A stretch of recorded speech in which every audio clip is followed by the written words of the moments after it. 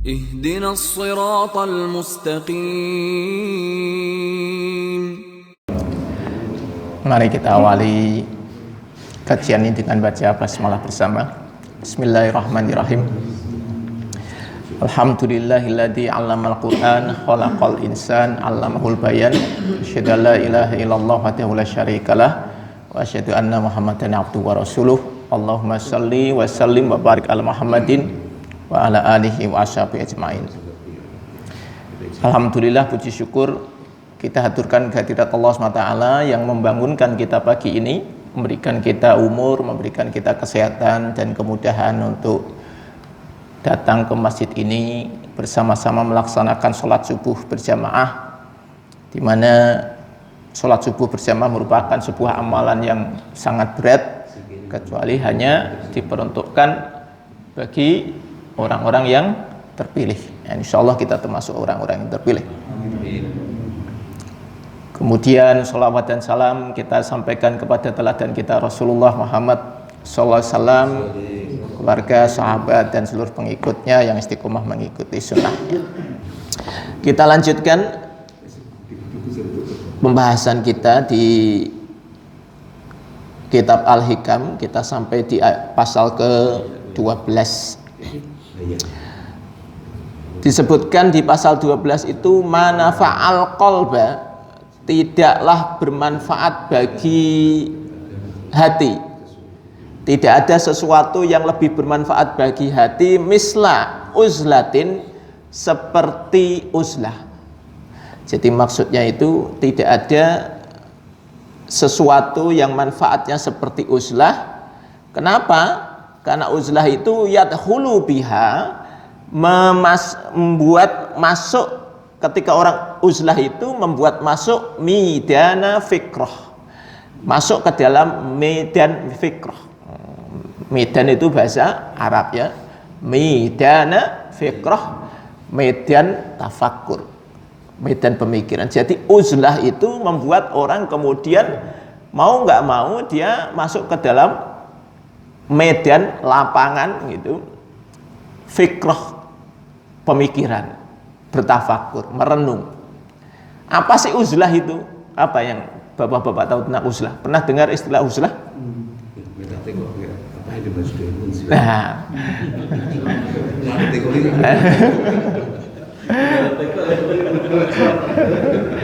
uzlah itu artinya menyendiri. Nah, menyendiri. Jadi kalau kita ingat Rasulullah SAW ketika beliau ini menerima wahyu pertama, itu kan ada proses uzlah dulu, ya kan? Karena beliau melihat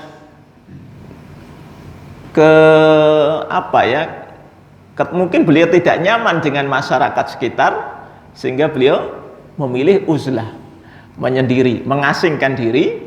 Beliau mengasingkan dirinya kan sampai naik ke atas bukit gitu, kemudian ada gua, beliau di gua. Nah, nanti pertanyaannya apakah kita harus menyendiri di gua begitu ya? Nah, kan itu. Ya tidak juga gitu. Intinya kan tidak harus kemudian kita mencari tempat di gua. Zaman sekarang susah Pak nyari gua. Gitu. Tapi bagaimana kita menyendiri tadi? Menyendiri itu dalam rangka apa? Menyepi itu dalam rangka meninggalkan kebisingan-kebisingan, sesuatu yang mungkin membuat kita itu selama ini stres.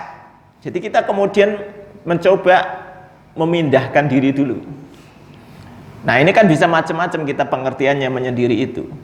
Bisa di rumah sendiri juga bisa, bukan kemudian harus keluar gitu. Di rumah kan kita bisa menyendiri. Nah, prinsipnya ketika kemudian di sana Rasulullah merenung, kenapa sih masyarakat saya seperti ini gitu.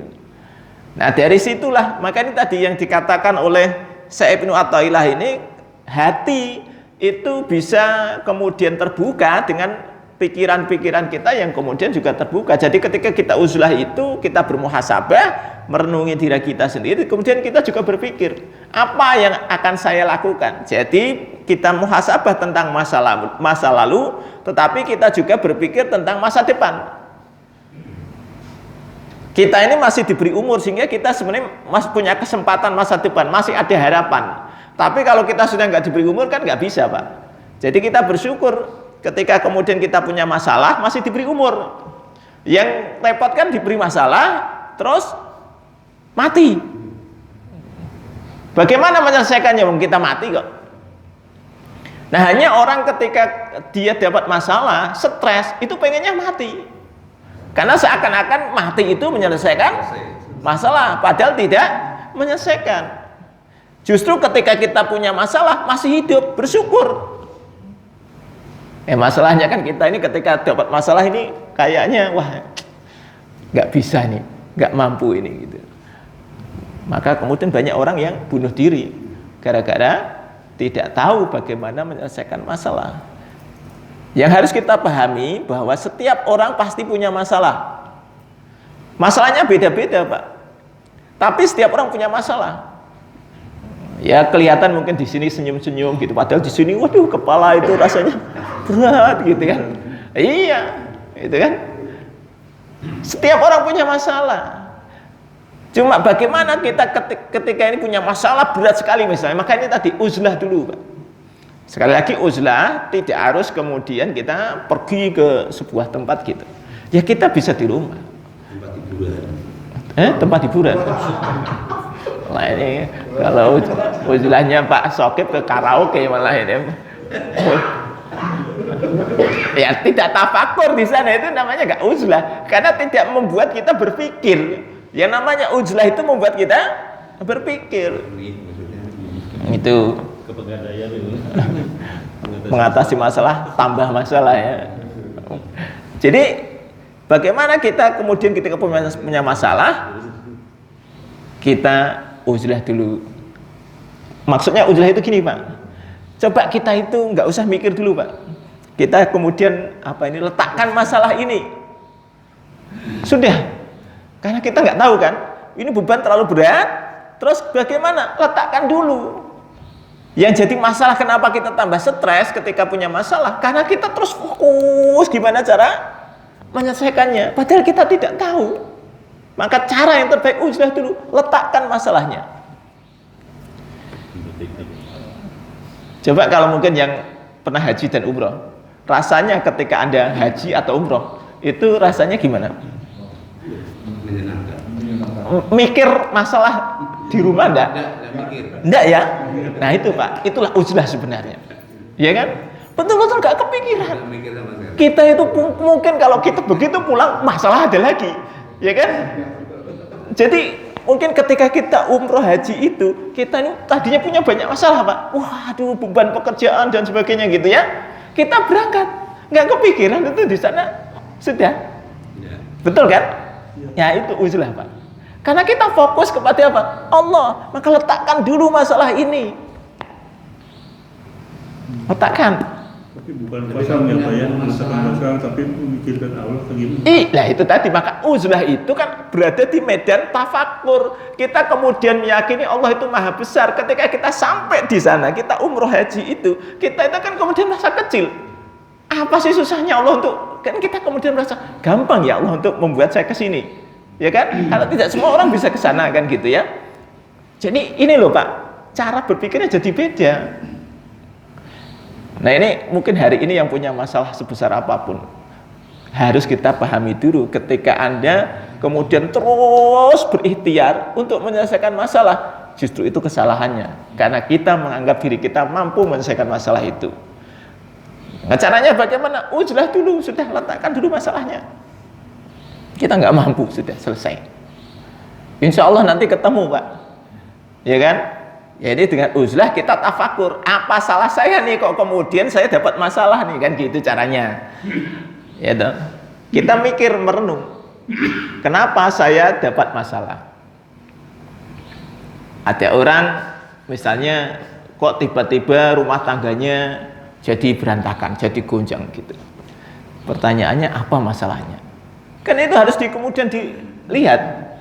Tidak serta-merta. Oh, karena kehadiran orang ketiga. Itu kan hanya prosesnya, Pak. Tapi ada pasti masalah itu di dalamnya. Apa masalah kita? Kemudian ada orang yang tadi mengalami ini kan biasanya urut-urutannya gini, biasanya yang terjadi itu masalah rumah tangga diawali dari masalah ekonomi gitu. Itu biasanya itu begitu tuh. Jadi masalah ekonomi, banyak utang, wah itu akhirnya marah-marah. Masalah rumah tangga jadi renggang, seterusnya. Bahkan kemudian terjadi perceraian, anak jadi berantakan. Wah, itu jadi kacau. Kacau bener kan gitu. Terus bagaimana itu kalau seperti itu terjadi? Ketika kita masih hidup, itu artinya kita masih sanggup untuk menghadapi masalah itu yang harus kemudian kita tanamkan di sini. Kalau sudah mati berarti sudah selesai gitu ya. Tapi kalau kita masih hidup, kita mampu, Pak. Hanya memang ketika itu kita memang tidak tahu jalan keluarnya. Nah, terus bagaimana Pak saya dengan kondisi seperti ini? Gitu ya. Saya dituntut A, B, C, D, E gitu. Sementara saya sudah tidak sanggup. Ya letakkan dulu. Uzlah dulu. Uzlah itu. Nah, kemudian menyendiri. Nanti ketemu Pak. Ya mungkin pernah saya ceritakan tentang diri saya gitu. Bagaimana ketika saya menghadapi masalah yang kemudian betul-betul gitu kayaknya gitu ya. Habis kalau kita bicara energi habis untuk itu. Gitu ya. Tapi kemudian saya berpikir, ini kalau tidak saya selesaikan, nggak selesai-selesai. Cara selesainya gimana? Ya sudah, saya serahkan aja kepada Allah, saya nggak tahu gitu. Nah itulah proses uzlah itu. Kemudian kita merenung, kita tahu salah kita. Masalah, misalnya contoh ya, kita bicara masalah ekonomi keluarga. Mindset kita ini kan karena terlalu mindset kapitalis ya, sehingga itu kan kita mikirnya bahwa bagaimana kita mendapatkan uang gitu. Seakan-akan semuanya selesai dengan uang. Padahal enggak juga gitu. Sehingga ukuran kebahagiaan kita itu ukurannya uang. Nah, itu yang kemudian kita kejar ya. Sampai akhirnya terjadilah bagaimana caranya kita tadi muncul ide menyelesaikan masalah tambah masalah tadi ya, nah, kan gitu, dengan cara utang itu ya, utang 1, utang 2, utang 3, terus semakin banyak. Wah, ketika semakin banyak sudah nggak bisa bayar, goncang ini ya kan, mulai ditagih 1, 2, 3 gitu, terus gitu, tambah stres. Karena apa? Kita meletakkan kebahagiaan kita tadi kepada uang, sehingga kemudian kita caranya dengan cara seperti itu. Maka ketika sampai di situ kita uzlah dulu. Saya nggak bisa bayar Pak, dari mana saya bayar? Uang penghasilan saya cuma sekian, utangnya sekian. Nah itu kalau kemudian kita pakai logika, ya memang nggak bisa. Terus bagaimana caranya? Uzlah, karena di uzlah tadi kita akan merenung, kita kemudian punya harapan. Harapan itulah yang kemudian membuat kita itu semangat hidup. Kalau orang sudah nggak punya harapan, nggak punya semangat hidup. Kenapa orang sakit kemudian langsung drop? Karena dia tidak punya harapan. Orang sakit bisa cepat sembuh kalau dia punya harapan. Ya kan?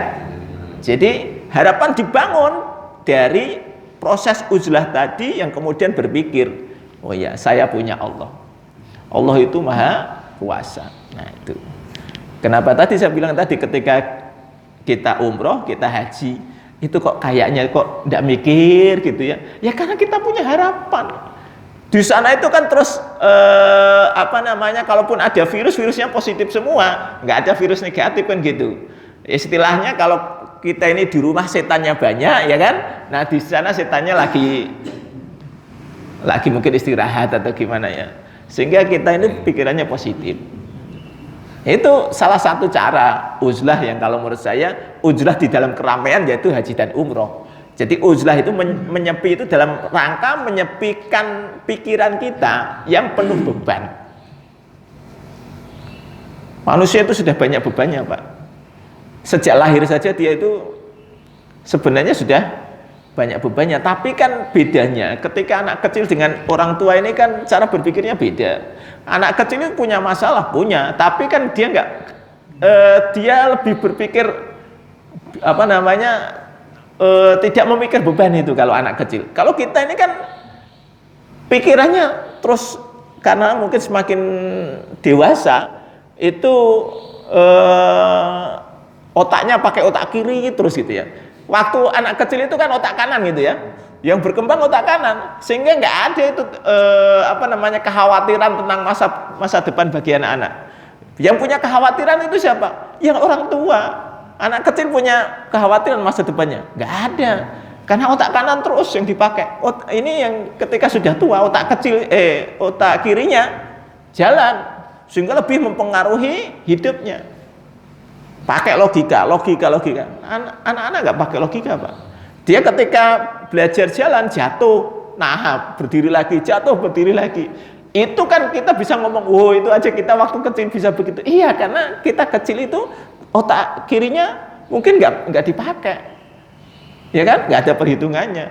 Anak kecil itu misalnya mau masuk jurang aja dia nggak biasa-biasa aja, nggak ada takut-takutnya, gitu kan? Anak kecil di atas ketinggian takut nggak? Nggak takut, Pak. Tapi ketika kita sudah ini tua di atas ketinggian, mikirnya kan setengah mati gitu ya. Kita ini jatuh mati. Anak kecil mikir jatuh mati nggak? Enggak gitu.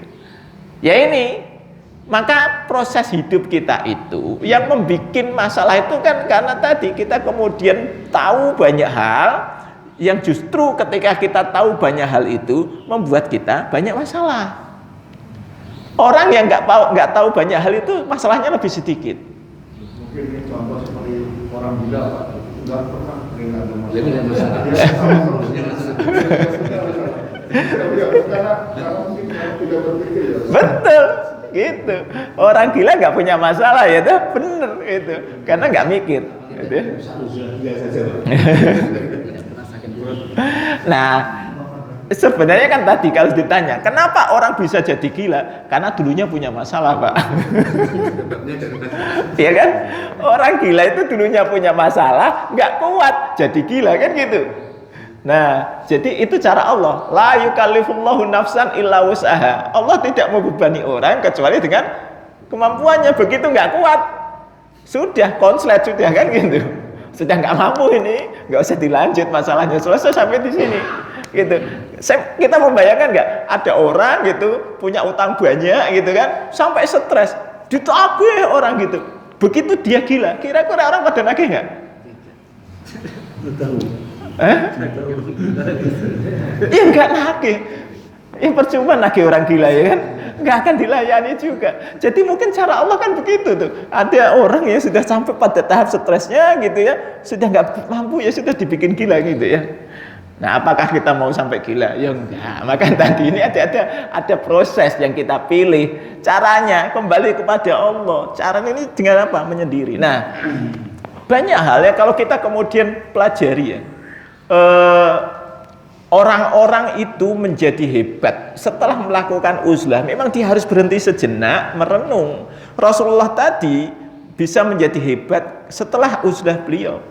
Dia kemudian menyendiri gitu ya, hanya memang beliau kemudian menyendirinya tadi cari kenapa kok beliau menyendiri sampai ke atas bukit ya, karena zaman dulu kan nggak seperti sekarang, Pak, gitu ya.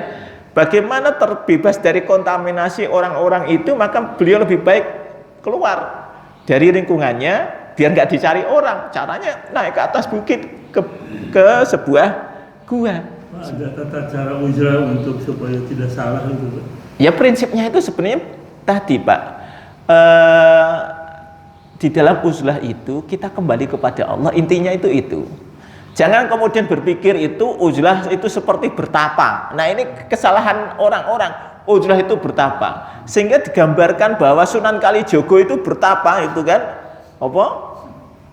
Berapa hari itu? Wah, itu kan kalau gambarannya kalau di film Wali Songo itu kan dari tadinya nggak jenggoten sampai jenggoten dawa gitu ya. Wah, itu kan seakan-akan betapa lama nggak ngapa-ngapain, nggak makan, nggak minum, mati, Pak, kalau kita begitu. Jadi apakah Sunan Kalijogo begitu? Saya yakin tidak. Itu kan terlalu hiperbola itu ya, hiperbola. Yang namanya uzlah itu pokoknya dia menyendiri saja. Kenapa kok Sunan Kalijogo tadi menyendiri? Ya karena melihat umatnya kayak gitu, bingung beliau mungkin. Ya sudah, menyendiri gitu ya. Bahwa digambarkan kemudian beliau menyendiri di atas kali gitu. Ya itu kan bisa-bisa aja gitu ya. Mungkin saja kalau kemudian memang beliau suka mancing kan bisa aja kan gitu. Wallahu alam lah ya. Kita nggak tahu nih. Tapi prinsipnya boleh. Tapi kan jangan kemudian digambarkan seakan-akan Sunan Kalijogo berarti nggak sholat dong waktu bertapa gitu kan. Nggak makan, nggak minum, nggak sholat. Salah itu gambaran itu. Nah ini ya gambaran seperti ini harus kita buang. Uzlah itu justru kita mendekat kepada Allah. Ketika panjenengan malam-malam, gitu, kemudian bangun tidur menyendiri di katakanlah di kamar gitu ya, di situ merenung, itulah uzlah. Uzlah kan tidak harus lama-lama Pak, ya kan? Sebentar, tapi kemudian di situ membuat kita merenung, memikirkan kenapa saya begini, terus apa yang akan saya lakukan. Nah itu Pak, prinsipnya itu begitu. Jadi medan tafakur itu adalah medan di mana kita pertama menyadari kesalahan kita, kedua kita berharap kepada pertolongan Allah. Uzlah itu termasuk ini enggak? Kita pergi suatu tempat kepada orang yang soleh atau itu pintar. Jadi menyelesaikan masalah itu apa perlu sendiri mungkin butuh bantuan orang juga kali itu. Gini, itu proses ikhtiarnya, tapi uzlah sendiri kan proses perenungan. Jadi proses perenungannya uzlah, tapi kemudian setelah kita tadi merenung, oh berarti ini salah satu yang harus saya lakukan. Misalnya saya perlu silaturahim, saya perlu memperbaiki hubungan saya dengan orang tua, saya perlu banyak belajar. Itu kan proses dari hasil uzlah tadi, tafakurnya. Oh saya harus ada ikhtiar A, B, C, D gitu ya. Itu ikhtiarnya. Tapi uzlahnya sendiri itu proses perenungan tadi. Jadi kita mikir itu tadi uzlah. Nah setelah itu kemudian kita datangi minta nasihat orang. Itu ya salah satunya itu. Maka kan gini Pak, ini kan kalau nanti masjid ini betul-betul kita bangun dengan baik, nah, nanti kan ada kamar-kamar di atas itu ya, rencananya ya kan. Nah, jenengan kalau stres tadi makanya tadi silakan kita kasih kamar tadi untuk uzlah, wes silakan di sana itu ya untuk uzlah, nggak apa-apa. Karena saya juga berencana untuk tadi di sini kita bangun untuk konseling gitu, sehingga orang punya masalah itu nggak lari ke dukun, itu nggak lari ke jalan yang salah, larilah ke sini, larinya ke masjid. Itu lebih baik daripada Anda punya masalah lari ke dukun gitu. Datang ke masjid curhat di sini nggak apa-apa deh gitu ya. Kita akan ada lembaga konselingnya gitu. Silakan konseling dengan baik. Nah dari situ insya Allah bisa memperbaiki diri. Memang konseling ini bagian dari itu, dari ikhtiar. Tapi ketika kita kemudian menyadari ya, proses uzlah itu proses tadi muhasabah dulu. Apa yang sudah saya lakukan? Kenapa saya begini gitu?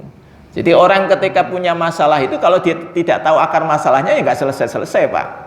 Ya kan? Contoh begini ya, ini tadi kalau saya cerita masalah hutang. Ketika orang punya hutang banyak, dia itu seakan-akan bisa mendapatkan hutangan baru untuk membayar hutang. Itu solusi. Iya kan? Betul ya? Padahal itu tidak solusi. Itu justru nambah masalah. Maka kalau tadi tagline-nya menyelesaikan masalah. Tanpa masalah, bagaimana tanpa masalah? Tambah masalah, iya. Nah, makanya ini tolong, ketika Anda tidak tahu nih masalahnya ini apa, bahaya, tambah bulat itu. Jadi kadang orang itu kesalahannya di situ, karena tidak tahu akan masalahnya, dia kemudian terus gitu, seakan-akan dia, wah alhamdulillah Pak, saya ada yang minjemi sehingga bisa bayar ini. Kok alhamdulillah ada yang minjem? Ustaz, kalau tidur Pak, itu masuk Islam ya. Kadang-kadang orang kan kumat gitu, kalau itu nggak uslah. Nah, gitu. nggak, iya, itu bukan uslah. Ada kalanya Ustaz, itu ditidurkan terus ya agak ringan. Nah, istirahat itu. Termasuk nggak? Bukan, itu bukan uzlah. Tidur bukan uzlah Pak. Tidur itu mengistirahatkan aja. Itu nikmat Allah, Pak. Coba kita bayangkan ya. Nah, itulah salah satu nikmat Allah itu bisa tidur. Karena ketika kita tidur itu lupa sebentar kan gitu ya. Tidur itu sebuah nikmat. Kalau kita nggak bisa tidur, nggak nikmat kan? Ya kan? Punya masalah, ini kan kalau kita punya masalah nggak bisa tidur rasanya gimana? Waduh. Misalnya ada orang deadline besok jatuh tempo misalnya. Waduh, ini belum punya duit gitu ya. Wah, ini nggak bisa tidur. Padahal dia tidur nggak tidur sama aja kan gitu ya. Besok tetap deadline gitu. Wong dia kalau nggak bisa tidur juga nggak tahu gitu.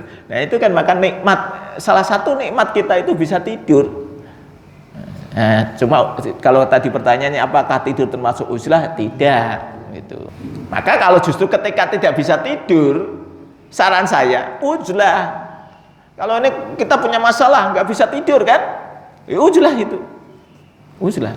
Misalkan ada orang punya masalah melakukan uzlah, tapi setelah melakukan uzlah itu dia tidak berani menghadapi masalahnya, apakah bisa selesai misalnya? Nah, sebenarnya gini, ketika dia uzlah kok dia tidak berani menghadapi masalah, berarti uzlahnya belum tuntas. Karena dia tidak tahu hakikat dari meminta pertolongan kepada Allah kan. Jadi hakikat meminta pertolongan kepada Allah itu ketika kita mengatakan iyyaka na'budu wa iyyaka nasta'in, kita akan meminta tadi kan maka tadi ada doa apa? Allahumma ini as'aluka astagis gitu ya. Nah, ya Allah aku minta kepadamu pertolonganmu. Ini pertolongan itu terus kita yakin nggak gitu kita akan ditolong oleh Allah? Kalau kemudian kita yakin, hadapi. Sudah, nanti jalannya bagaimana? Allahu a'lam. Gitu. Kalau ditanya bagaimana? Allahu a'lam. Kita punya masalah. Misalnya ini ya. Ada orang bertengkar dengan istrinya. Nggak diselesaikan. Ya nggak selesai kan gitu. Wah, uzlah terus. Ya malah tambah selesai, nggak tambah selesai maksudnya cerai gitu ya. Kan harus kemudian dikomunikasikan, datangi istrinya. Lah kalau kemudian memang ternyata sudah didatangi, sudah diapakan, kok memang tidak mau, ya sudah. Mungkin perceraian itu menjadi solusi, kan gitu. Ya kan? Mungkin menjadi solusi. Ya sudah, kita serahkan kepada Allah kalau itu solusinya. Jadi jangan dianggap sesuatu, kan kita selalu menganggap itu sesuatu yang buruk. Wah, nanti kalau saya cerai wah, buruk dong, belum tentu juga, gitu ya. Jadi tergantung kondisinya. Mungkin lebih dapat yang muda. Ya, wallahu a'lam Pak kalau itu. Ya toh? Kan, ya. Tadi kan dikatakan umroh dan haji termasuk uzlah. Iya. Nah, padahal uzlah tadi arahnya ke perenungan. Perenungan. Apakah kita di sana juga merenung? Kenyataannya begitu. Kenyataannya begitu. Kenyataannya pasti akan ada pemikiran, pasti.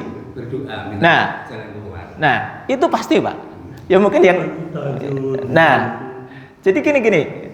Nah, mungkin ini nanti yang bisa sharing nih ya, yang sudah ke sana. Sharing bagaimana ketika kita di sana. Apa sih yang kemudian kita pikirkan ketika kita di sana? Coba. Itu kan kita mesti pengen ya toh, berada di tempat yang mustajab untuk berdoa, betul nggak? Betul. Itu pasti. Jadi di situ itu kita itu memang medannya beda Pak. Ada sebuah keyakinan yang sangat tinggi ketika kita di sana bahwa Allah akan mengabulkan doa-doa kita. Nah, yakin, keyakinannya itu luar biasa. Sehingga ketika kita di sana itu kita itu sudah, ya Allah, kita punya harapan nih, pasti harapannya banyak itu. Ketika kita di sana, wah itu kemudian kita berdoa. Nah itu salah satu fungsi uzlah itu tadi, kan proses menuju minta pertolongan kepada Allah. Sehingga kalau ditanya apakah umroh dan haji itu memang membuat orang itu berpikir pasti. Karena dia pasti ada keinginan-keinginan, harapan-harapan itu tadi. Dan betul itu, Ustaz, saya berangkat haji kan pendampingan obat. Karena saya kan ada bunda. Pak di sana itu minumnya itu sereal sama teh gitu, teh coklat obat itu kan manis terus. Malah di sana itu gulanya saya itu normal, jadi tanpa minum obat. Kan setiap minggu sekali itu diperiksa gitu. Ya mungkin itu sebab mungkin karena di sana itu istilahnya pikiran baik. Ya. Mungkin salah satunya kalau kita tidak stres begitu, ya. Dari proses ujian itu mungkin sebenarnya semuanya itu ya seperti mungkin penyakit itu salah satunya ya mungkin dari pikiran. Betul. Alhamdulillah itu diperiksa tanpa minum obat, pada dari sini pendampingan obat itu. Ya berarti Pak, harusnya rutin ke sana itu Pak. Dan minum obat manis terus Pak. Iya. Pagi saya kalau pagi habis dari kecil itu minumnya kayak cepat itu. Iya. Manis itu. Iya. Gulanya normal. Iya. Tanpa obat itu. Nah itu. Makanya ini kan sebuah apa ya? Kalau kita kemudian yakin pertolongan Allah punya kekuasaan yang luar biasa yang tidak pernah kita bayangkan. Tapi kalau ke sini ya kalau ini bulannya kalau ya ini kan prinsipnya begini Pak, ya kan? Sebenarnya ketika itu terjadi, Bapak sudah ditunjukkan kekuasaan Allah, ya kan? Jadi penyakit itu Allah yang mau dan Allah yang bisa mencabut. Nah ini yang harus kemudian kita ambil hikmah itu tadi. Kok saya di sana nggak apa-apa nih, gitu kan? Tapi kembali pulang balik juga gitu penyakitnya gitu ya. Tapi ya ini itu tadi. Maka kemudian kita menyadari, oh Allah kalau mau gampang kok menyelesaikan masalah saya gitu ya. Nah itu. Jadi proses uzlahnya di sana. Ada pemikiran itu, keyakinan ya toh bahwa Allah Maha menyembuhkan. Kalau hanya sekedar sembuh gampang bagi Allah gitu. Penyakit itu kan ya memang kehendaknya Allah saja. Kalau Allah tidak menghendaki ya tidak sakit juga gitu ya. Ya kan? Kalau dipikir-pikir kan kalau kita ngomong konsumsi tadi kalau penyakit gula, konsumsi gula mungkin semuanya sama, tapi ada yang kemudian kena gula, ada yang tidak. Yang memang maunya Allah begitu. Ya takdirnya masing-masing ya. Nah ini ya, sehingga ketika kita ini punya masalah apapun itu, sekali lagi takdir kita memang di situ Pak. Sudah takdir kita di situ. Nggak perlu kita kemudian membandingkan dengan orang lain. Kita ini kan selalu membandingkan orang lain. Enak ya orang lain bisa begini, begitu gitu ya. Seakan-akan orang lain lebih enak. Padahal kalau ditanya, mereka juga akan punya masalah juga. Yang kalau masalah itu diberikan kepada kita, belum tentu kuat kita. Itu. Jadi nggak usah kemudian membandingkan. Nah proses uzlah itu akan sampai ke sana Pak. Akan sampai ke sana sehingga kalau kita membiasakan, salah satu uzlah yang bisa kita lakukan ada kalau malam tadi tahajud, kemudian kita merenung, ya Allah ini saya punya masalah begini, ini saya tahu sih saya salah. Nah itu ya. Jadi nomor satu itu kalau saran saya muhasabah dulu bahwa ini karena kesalahan kita. Karena tidak ada sebuah masalah dihadirkan kepada kita kalau kita tidak punya masalah. Artinya kita nggak punya masalah dengan Allah itu nggak akan ada. Tapi karena kita ini mungkin ya punya masalah, ya atau kemudian dikasih masalah sebagai ujian, kan bisa macam-macam ya. Itu proses muhasabah Pak. Maka ketika kita paham, ya sama seperti ketika Nabi Ayub dikasih ujian yang begitu berat. Dari tadinya kaya raya, punya anak banyak, istri baik-baik begitu. Ini coba bayangkan, ini ujiannya komplit ini Nabi Ayub itu. Komplit. Tadinya secara ekonomi sukses, memiliki kebun yang banyak, ternak yang banyak gitu. Zaman dulu kan memang hidup dari itu aja ya, dari ekonomi kan bergeraknya hanya di pertanian peternakan. Ini kan berarti sudah sukses. Tapi apa yang Allah lakukan untuk menguji Nabi Ayub ini? Ternaknya habis, kebunnya habis, secara ekonomi langsung sumber pendapatan habis, ya kan? Anak-anaknya mati, itu kan? Terus habis itu sakit, komplit itu. Itu kalau kita dikasih komplit itu kuat ya? Wah kita ini kan paling salah satunya Pak. Paling ya tadi kan ini kalau nggak ekonomi, sakit, anak, terus kemudian nanti keluarga. Ini terakhir istri, minggat. Oh, itu coba komplit kan? Komplit, Pak. Jadi kalau kita belajar tentang ujian itu belajar kepada Nabi Ayub, komplit ujiannya. Kita ini paling cuma salah satunya, nggak komplit seperti itu. Itu aja kita sudah mengeluh, ya Allah kok berat banget hidup saya gitu ya. Tapi Nabi Ayub nerima. Ya karena cara berpikir Nabi Ayub ini yang tadi uzlahnya kan sudah benar beliau. Beliau sendiri. Tapi beliau kemudian paham, selama ini saya sudah dikasih nikmat oleh Allah sekian puluh tahun kok. Kalau hari ini dicabut nikmatnya oleh Allah, ya itu haknya Allah, itu memang milik Allah. Saya kemarin sehat, berpuluh-puluh tahun, kemudian sekarang saya sakit, wah itu susah Pak. Kalau saya disuruh begitu juga rada angel itu, ya kan? Kita ini sakit sehari aja rasanya sudah, waduh berat sekali ya Allah, kenapa saya sakit gitu. Padahal ini akhirnya bertahun-tahun sakitnya, ya kan? Belum tadi sudah hartanya habis. Tapi ketika beliau kemudian sampai kepada keyakinan bahwa Allah lah yang memiliki semua ini, inna lillahi wa inna ilaihi rajiun, ini semuanya milik Allah. Kalau diambil Allah ya sudah, ya kan? Nah itu pemikiran itu yang akhirnya menguatkan beliau sampai akhirnya kemudian beliau dikembalikan semuanya oleh Allah. Caranya ya nggak masuk akal semua. Bagaimana penyakit yang berat tadi bisa sembuh? Ya dengan cara tiba-tiba dihadirkan air, kata Allah kamu mandi, minum pakai air itu sembuh. Ya kalau kita ini kan nggak kepikiran yang kayak gitu Pak, ya kan? Kita itu kalau misalnya sakit, ya kita kemudian ke dokter, di dokter katanya umur bapak tinggal 3 hari lagi misalnya begitu, sudah wassalam gitu. Ya maka ketika ini punya harapan kepada Allah, ya sudah. Kata dokter mungkin saya tinggal berapa hari, tapi Allah yang memiliki umur. Ya sudah kan, diserahkan kepada Allah. Cara penyelesaiannya bagaimana? Wallahu a'lam. Nah itulah proses uzlah itu menghadirkan itu tadi, tafakurnya ketemu nih. Oh ya, saya yang bisa membuat saya sembuh adalah Allah. Sehingga akhirnya kemudian Nabi Ayub itu sembuh, ya kan?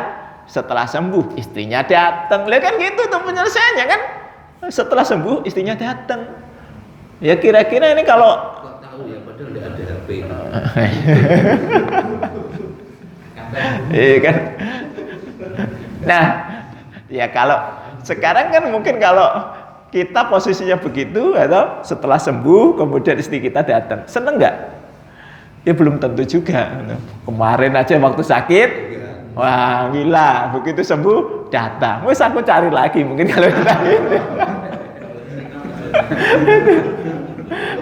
Nah, tapi ini kan nikmat Allah yang kemudian beliau syukuri, istrinya balik lagi kan gitu, diterima, ya kan? Nah, dari situ kemudian punya anak lagi. Loh, ini kan proses Pak. Tadinya anaknya dihabisin oleh Allah itu, tapi kemudian dengan begitu punya anak lagi. Kemudian kehidupannya baik, balik lagi kan gitu, ekonominya kembali lagi. Nah ini cerita ini kalau kemudian kita tadi punya masalah, uzlah, kemudian merenung dengan cerita ini, insya Allah Pak. Nah itu masalah apapun yang hari ini punya masalah nggak usah khawatir, Allah Maha Kuasa. Nah dengan uzlah, tafakur kita ketemu tadi, insya Allah.